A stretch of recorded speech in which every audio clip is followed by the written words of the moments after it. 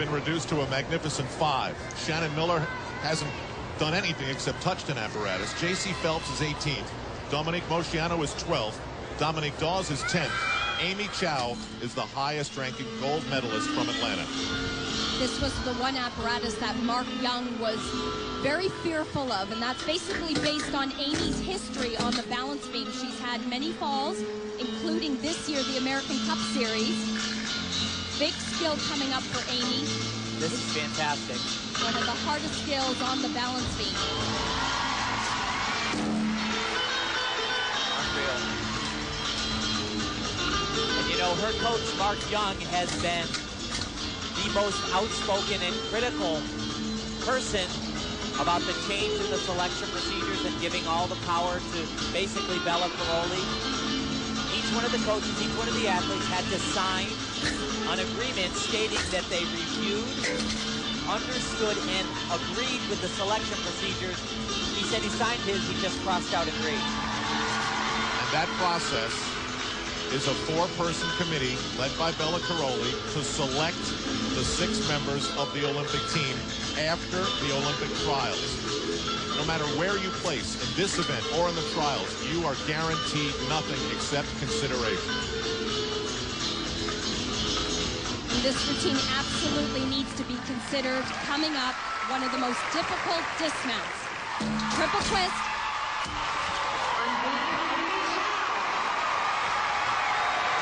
Big time gymnastics, start to finish. Overall, this has been a very good, solid, consistent day for Amy Chow. The same could be said for the leader after 3 rotations. On the floor exercise, Elise Ray.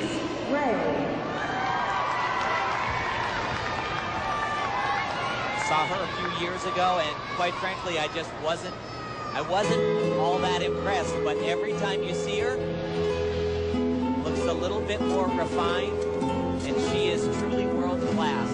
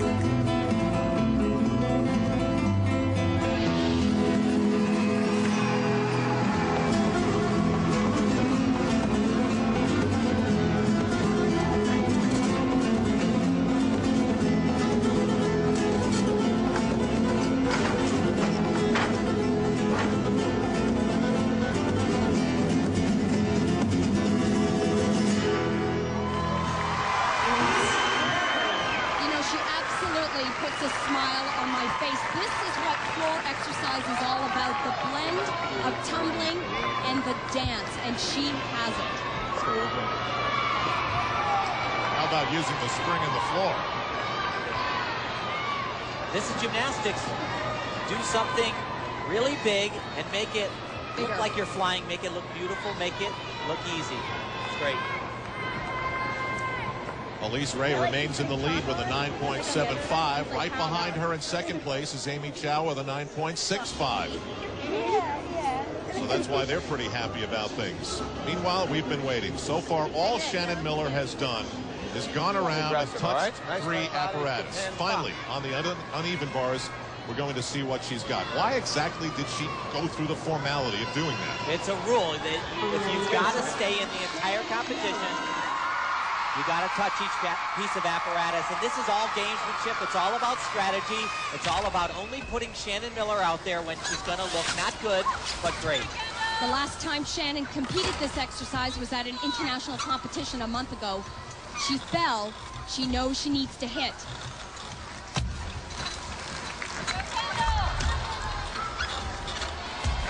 Shannon's always going to do a clean, a tight exercise. She has struggled a little bit on the dismount. Endurance is a factor.